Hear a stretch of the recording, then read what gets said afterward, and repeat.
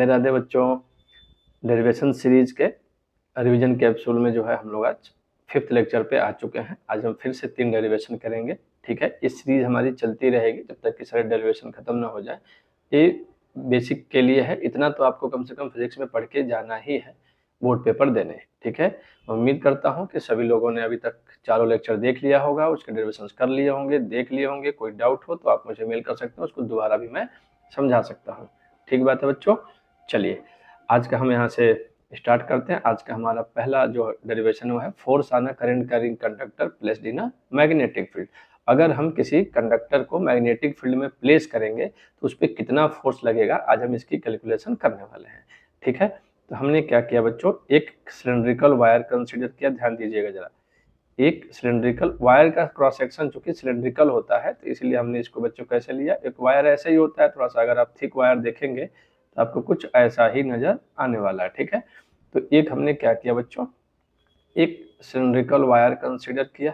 ठीक बात है इतनी, ठीक। और ये हमने कहा कि इसमें जो करंट जा रही है वो आई जा रही है।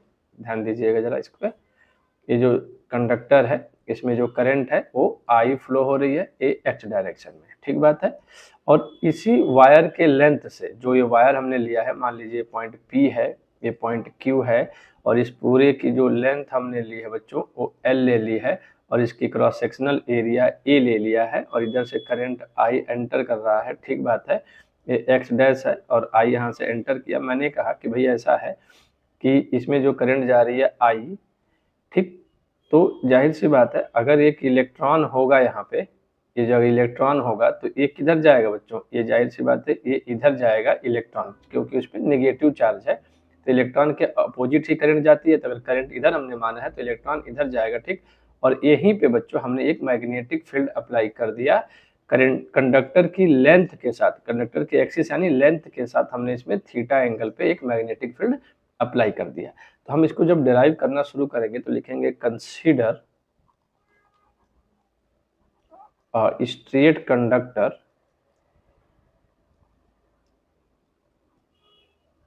चूंकि वायर है, straight conductor PQ of length L and cross sectional area A, हमने ऐसा मान लिया। ठीक है, अब जब ऐसा हमने किया और इसमें हमने माना कि carrying current section area A and हम ये भी मान लेते हैं बच्चों कि जो ये करंट कैरिंग कर रहा है, कैरिंग करंट I। ठीक बात है, यानी ये जो स्ट्रेट कंडक्टर है ये कितना करंट कैरी कर रहा है, I के इक्वल।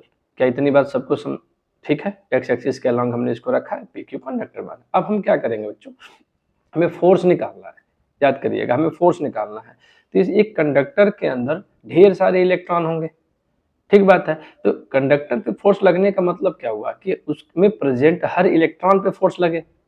कंडक्टर पे फोर्स का क्या मतलब कि उसमें प्रेजेंट हर इलेक्ट्रॉन, क्योंकि चार्ज पार्टिकल वही है तो उसी पे तो फोर्स लगेगा। BQB आपने पढ़ी होगी, याद करिए, BQB sin थीटा। तो एक चार्ज पार्टिकल पे ही तो फोर्स लगता है मैग्नेटिक फील्ड में, हाँ या ना। तो इलेक्ट्रॉन अगर एक ही इलेक्ट्रॉन तो होगा नहीं, लेकिन हम सब लोग सबसे पहले ये समझते हैं कि लेट एक ही इलेक्ट्रॉन पे कितना फोर्स कैलकुलेट हुआ। तो हमने कहा कि लेट VD जो है, जब इलेक्ट्रॉन कंडक्टर में चलता है तो कैसे चलता है, VD क्या है, ड्रिफ्ट वेलोसिटी। क्या है बच्चों, ड्रिफ्ट वेलोसिटी। आप लोगों ने ये चीज पढ़ी होगी करंट इलेक्ट्रिसिटी वाले चैप्टर में। VD क्या है, ड्रिफ्ट वेलोसिटी ऑफ इलेक्ट्रॉन। और आप देख पा रहे होंगे कि जो इलेक्ट्रॉन है अपोजिट लग रहा है। ठीक है, और -E ये क्या है बच्चों, charge on electron, charge on electron. जरा ध्यान दीजिएगा इन बातों पे। ठीक है, then magnetic force, then magnetic force on electron, on an electron. एक इलेक्ट्रॉन की बात कर रहा है, इज क्या होगा बच्चों, मैंने कहा स्मॉल f है, -E इंटू क्या पढ़े थे फार्मूला आप लोग, VD क्रॉस B। ये मैग्नेटिज्म में बिल्कुल पहले यही से शुरुआत होता है। ठीक है, क्योंकि दोनों के बीच का जो एंगल है वो 90 डिग्री है। ठीक है, तो VD और B देखिए ये थीटा एंगल है, तो हम इसको ओपन करके VD cos theta sin theta जो भी होगा, क्रॉस प्रोडक्ट है तो sin थीटा आएगा, हम उसको sin थीटा में कन्वर्ट कर लेंगे जब हमको इसकी जरूरत पड़ेगी। ठीक बात है बच्चों, फिलहाल अभी हम इसको यहीं पे छोड़ देते हैं, इसको इक्वेशन 1 ले लेते हैं। ठीक, अब ये ध्यान रखिएगा एक इलेक्ट्रॉन पे है। अगर हमने कहा कि small n, let small n number density of electron, मतलब समझ रहे हैं आप कि यूनिट वॉल्यूम में कितने इलेक्ट्रॉन हैं, स्मॉल n, ठीक है, electron, then total number of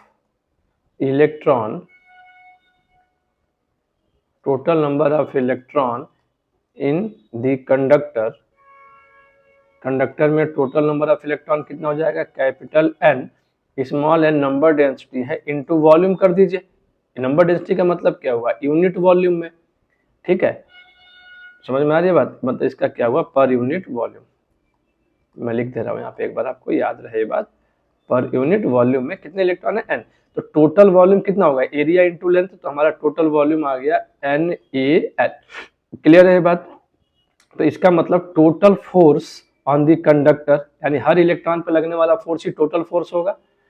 तो आप लिख सकते हैं total force on the conductor,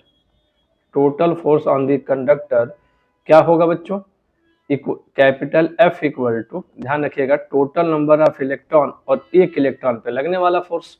क्या ये लाइन समझ में आ रही है, एक इलेक्ट्रॉन पे लगने वाला फोर्स। ठीक बात है इतनी। और अगर मैं थोड़ा सा इसको और आगे बढ़ा दूं तो ध्यान से समझिएगा, ये n था भाई, स्मॉल n, कैपिटल N की वैल्यू थी कितनी, स्मॉल NaL, हाँ या ना।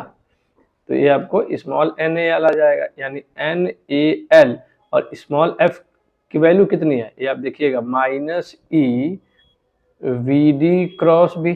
ठीक बात है इतनी, हाँ या ना, NaL Vd क्रॉस b, ये मेरा इक्वेशन नंबर 2 हो गया बच्चों।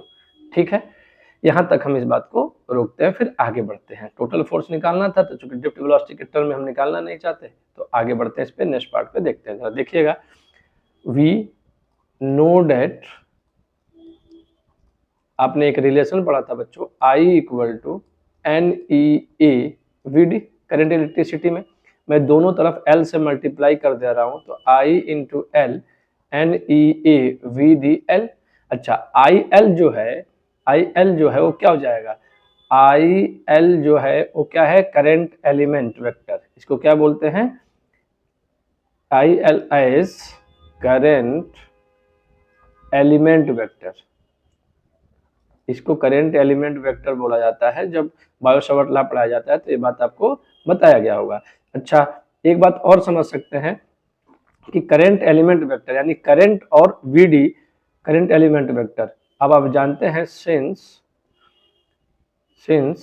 IL vector and drift velocity are in opposite direction, क्या ये दिया हुआ है बच्चों, हाँ या ना, आप पहले समझ पा रहे हैं, अपोजिट डायरेक्शन। अगर आप देखिए ध्यान से कि ड्रिफ्ट वेलोसिटी इधर है और करंट इधर जा रही है, उसी को करंट एलिमेंट वेक्टर बोल रहे हैं। तो ड्रिफ्ट वेलोसिटी अगर ऐसा है तो हम क्या करेंगे बच्चों, इस अपोजिशन को दिखाने के लिए हम क्या करते हैं, माइनस NEA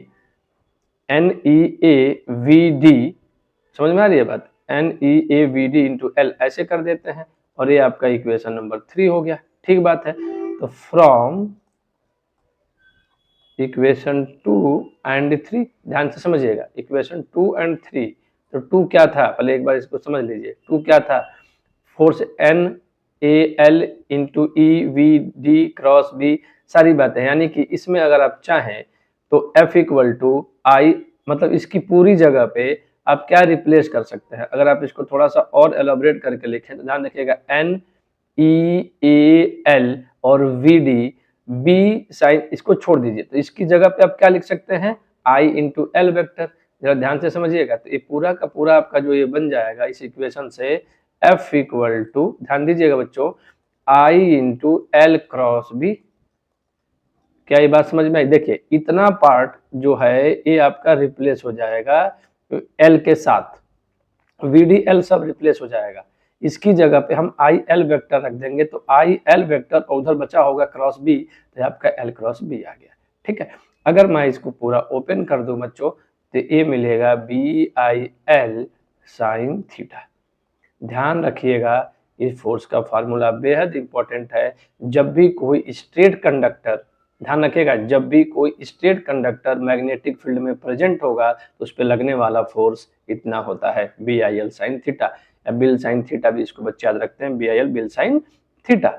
अगर मैं कहूँ केस फर्स्ट में बच्चों, केस फर्स्ट में अगर मैं कहूँ कि थीटा इक्वल टू 90 डिग्री, तो एफ जो आएगा वो क्या आएगा, मैक्सिमम हो जाएगा। एफ जो होगा वो क्या होगा, ठीक है बच्चों, अब इसको याद रखेंगे। अगर थीटा 90 डिग्री है तो एफ उस समय बच्चों मैक्सिमम हो जाता है और हो जाता है बिल के बराबर, ठीक बात।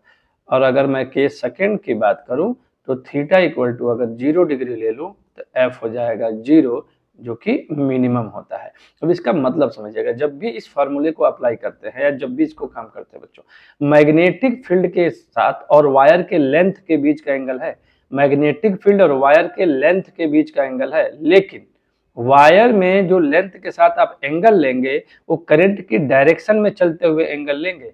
सपोज करिए, जैसे मान लीजिए एक वायर, बहुत ध्यान से समझिएगा बच्चों, और मान लीजिए मैग्नेटिक फील्ड, अभी तो फिलहाल यही वाला केस हम लेके सॉल्व कर रहे थे, ये थीटा बना। मान लीजिए ये ही वायर है और करंट अब इधर है और मैग्नेटिक फील्ड इधर है, जरा समझिएगा, तो ये थीटा आपको नहीं लेना, याद रखिएगा, ये थीटा आपको नहीं लेना, आपको क्या लेना है, मैग्नेटिक फील्ड और वायर की लेंथ, क्योंकि थीटा भी बन रहा है लेकिन करंट की डायरेक्शन में। ध्यान रखिएगा, जिस पॉइंट पे दोनों मिले वहां से दोनों बाहर की तरफ निकलेंगे, ये वाला एंगल आप लेंगे अगर ये फाई है तो। याद रखना इस बात को, ठीक बात है बच्चों, ये बेहद इंपॉर्टेंट पॉइंट है यहाँ पे, इस बात को याद रखिएगा जब भी इस फार्मूले को आप अप्लाई करते हैं अपने जीवन में, ठीक है। चलिए, ठीक है बच्चों, देखिए आपका नेक्स्ट है self inductance of a long solenoid. ठीक है, अच्छा, सेल्फ इंडक्टेंस का मतलब क्या है, मुझे एल की कैलकुलेशन करनी है, ठीक बात है। तो देखिए, कभी भी ध्यान रखिएगा, आपने इंडक्टर में पढ़ा होगा phi equal to L I. देखिए, किसी का भी सेल्फ इंडक्टेंस पूछ सकता है बच्चों, तो आप एक डायरेक्ट फार्मूला एक जानते हैं और आप एक फ्लक्स कैलकुलेट करेंगे। कैसे, फ्लक्स आपने पढ़ा होगा BA कॉस थीटा से, तो इससे फ्लक्स कैलकुलेट करेंगे और साथ में फिर इसको दोनों को कंपेयर करेंगे। आई का जो कोफिशिएंट होगा वही इसका सेल्फ इंडक्टेंस कहलाता है, कोई भी ज्योमेट्री हो, किसी का भी बोले। तो मैं उम्मीद करता हूं कि आपको ये बात क्लियर रहेगी कि क्या करना है इसमें, ठीक है हम लोग को। तो चलिए, सबसे पहले हम सोलेनॉइड की बात करते हैं। तो सोलेनॉइड में फ्लक्स निकालना है, तो फ्लक्स निकालने के लिए आपको चाहिए क्या बच्चों, फ्लक्स निकालने के लिए आपको क्या चाहिए, फ्लक्स क्या होती है, B into area, magnetic field into area, ठीक है। तो आप लिखेंगे मैग्नेटिक फील्ड, अब ध्यान से देखिएगा बच्चों, magnetic field B at any point inside the solenoid is given by, आपने सबने पढ़ा है B equal to mu naught n I.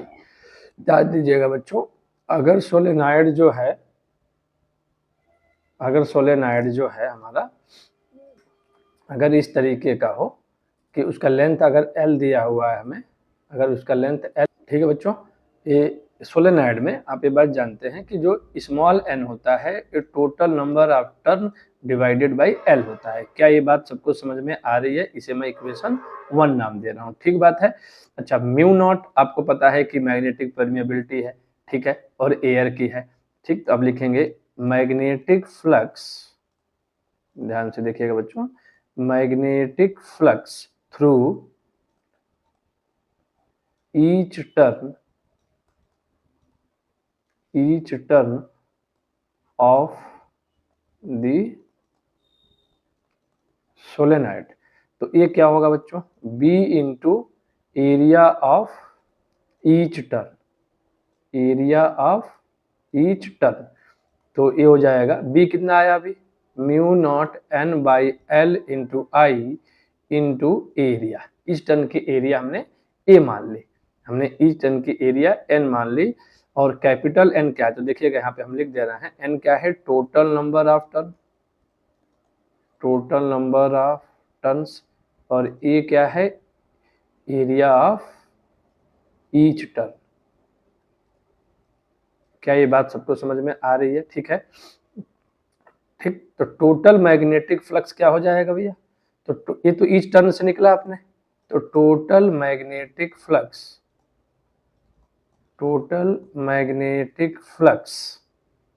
Linked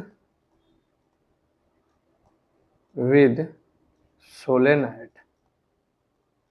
solenoid से टोटल फ्लक्स कितना लिंक हो जाएगा भैया, फाई ध्यान दीजिएगा बच्चों, ये फाई इक्वल टू है, तो टोटल फ्लक्स आपका अगर देखोगे आप तो ये हो जाएगा बच्चों phi equal to each turn से कितना है, mu naught n i upon L into a, और into total number of turn n से डिवाइड कर दोगे तो ये मिल जाएगा mu naught n square i into a upon L. क्या ये ठीक बात है, इक्वेशन नंबर 2। यहाँ तक आपने टोटल निकाल लिया, ठीक है। अब चलिएगा लिखिएगा ध्यान से, if L is coefficient of self inductance of the solenoid, then बच्चों हम ये पढ़े हुए हैं phi equal to L I, equation number 3। तो फ्रॉम इक्वेशन 2 एंड 3 आप अगर ध्यान से देखो तो L i equal to mu naught n square i a upon L, i से आई कैंसल, अब ऐसे समझिए तो एल इक्वल टू क्या मिल सकता है, यहाँ से एल इक्वल टू आपको मिल गया mu naught n square A divided by L. क्या ये ठीक बात है, हाँ या ना, ठीक। तो सेल्फ इंडक्टेंस मिल गया। अब अगर मान लीजिए इफ कोर जो है is of any other magnetic material, अगर मान लीजिए कि ये ऐसा बना हो एनी मैग्नेटिक मटेरियल, ठीक है, तो इसका मतलब L इक्वल टू म्यू को रिप्लेस कर देंगे आप, इसको सिंपली म्यू लिख देंगे आप, हाँ या ना, तो mu naught into mu R लिख लीजिएगा और N square A upon L, तो ये आपका सेल्फ इंडक्टेंस हो जाएगा। और म्यू आर क्या है, रिलेटिव परमिएबिलिटी, म्यू नॉट क्या है, एयर की परमिएबिलिटी। मैग्नेटिक मटेरियल अगर उसका म्यू होता तो मैं सिंपली म्यू लिखता और म्यू इक्वल टू हो जाता है बच्चों mu naught into mu R. ये फार्मूला आपको याद रखना है और यहाँ पे पुट कर देना है। तो क्या ये सेल्फ इंडक्टेंस की कैलकुलेशन आप कर सकते हैं, किसी की भी पूछ सकता है बच्चों। आपने देखिए हमने क्या किया है, सिंपल सा कैलकुलेशन है, हमने एक बार फ्लक्स निकाला, फ्लक्स का मुझे पता था कि मैग्नेटिक फील्ड इनटू एरिया चाहिए, थीटा चूंकि 0 डिग्री बन जाती है तो वो तो लिखने की जरूरत ही नहीं आपको, तो बी ए और बी इंटू ए चाहिए, बी इंटू ए निकाल लिया, एक टर्न से टोटल टर्न से मल्टीप्लाई करके टोटल फ्लक्स निकाल दिया, और वही फ्लक्स आपने पढ़ा होगा phi equal to L I होता है सेल्फ इंडक्टेंस, तो इसको दोनों को इक्वल कर दिया, ऐसे समझिए आई से आई कैंसिल हो गया, एल इक्वल टू आपको ये मिल गया, हाँ या ना, ये आपका इक्वेशन नंबर 4 मिल गया और ये आपका फार्मूला। अगर मान लीजिए कोर जो है वो किसी और मटेरियल का बना हुआ हो, जो मटेरियल का मैग्नेटिक परमेबिलिटी अगर म्यू हो, तो इस म्यू की जगह आप म्यू रखेंगे, म्यू नॉट की जगह म्यू पुट करोगे, तो म्यू की वैल्यू आ जाएगी mu naught into mu R, क्योंकि रिलेटिव परमेबिलिटी होती है म्यू अपॉन म्यू नॉट, तो वहां से फार्मूला निकाल के यहाँ पे पुट कर दिया गया। क्या ठीक बात है, इतनी सबको समझ में आ पा रहा है कि क्या हुआ इसमें, ठीक बात है बच्चों। नेक्स्ट है बच्चों आपका, ध्यान से देखिए, electric potential due to one dipole, electric dipole, आप यहाँ पे ध्यान रखिएगा, यहाँ पे क्या है इलेक्ट्रिक डाइपोल, क्योंकि मैग्नेटिक भी होता है इसलिए मैं इसको लिख दे रहा हूँ इलेक्ट्रिक डाइपोल। अब देखिए है क्या, पोटेंशियल निकालना है, सिंपल सी बात है। तो मान लीजिए एक माइनस क्यू है और ठीक है प्लस क्यू है, डाइपोल का आपको पता है बच्चों लेंथ हम 12 लेके चलते हैं, हाँ या ना, और इसका सेंटर O मान लेते हैं तो L और L हो जाता है, इसके सेंटर से R डिस्टेंस पे हमने एक पॉइंट लिया P और इस P पॉइंट पे हम कैलकुलेट करना चाहते हैं, ठीक है। मैं इसको सारी बातें इसमें लिख नहीं रहा हूँ, बस आपको समझा रहा हूँ सीधे सीधे। एट P पे इस माइनस क्यू की वजह से पोटेंशियल V1 होगा, प्लस क्यू की वजह से पोटेंशियल V2 होगा। तो मैं इस बात को समझा देता हूँ आपको, एक बार जरा गौर से देखिए इसको। एक बार पोटेंशियल का फार्मूला पॉइंट चार्ज की वजह से क्या होता है, Q अपन 4πε0r। तो ये डिस्टेंस निकाल लेते हैं बच्चों, यहाँ से डिस्टेंस हो जाएगा r प्लस एल, क्या ठीक बात है, और यहाँ से ये डिस्टेंस हो जाएगा r माइनस एल, क्या ये ठीक बात है, हाँ या ना। तो हम देखिए डाइपोल मोमेंट, आप जरा देखिए यहाँ से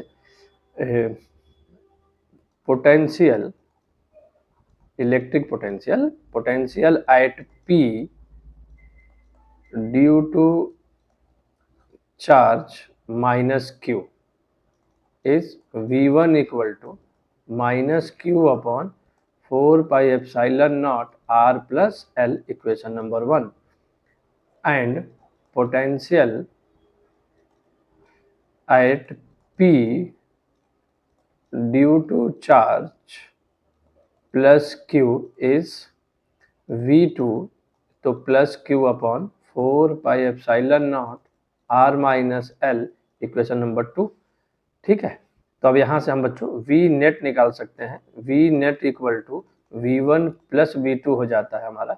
ठीक है, तो जरा ध्यान दीजिएगा, V net equal to V1 की वैल्यू है minus Q upon 4πε0 r plus L plus Q upon 4πε0 r minus L, ठीक बात है।